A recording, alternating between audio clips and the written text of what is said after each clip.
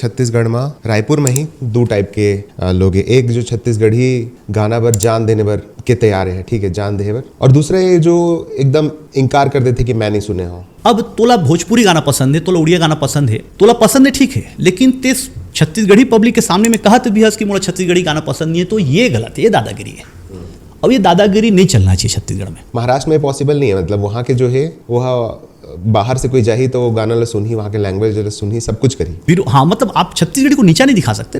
तो अभी अगर इसे अच्छा एक बाद में कलाकार मन से अपील कर रहा कि अपन अतका प्यारा प्यारा गाना बनाओ, अतका बेहतरीन गाना बनाओ कि जो छत्तीसगढ़ी ने भी सुना थे ना, वो भी मजबूर हो जाए सुने पर। मैं आपको एक छोटा सा इंसिडेंट बताता हूँ। मैं रायगढ़ में कार्मेल स्कूल है, वहाँ एनुअल फंक्शन होते हैं, मोर बेटी भी डांस करने वाली रही, तो लड़का मन के डांस वांस होते रही, तो वहाँ जाकर मैं बैठे रहे। थोड़ा देर बाद इंग्लिश मीडियम स्कूल में, ICSE बोर्ड के स्कूल में, वहाँ के बच्चे रायगढ़ वाला राजा में परफॉर्म कर रहे थे। कुछ लड़का मन मुझे पहचान नहीं, वहाँ से जाए लगे तो मोर बेटी लगा थे, आपके पापा रायगढ़ वाला राजा गाना यही गाए है ना, यही उसमें एक्टिंग की है ना।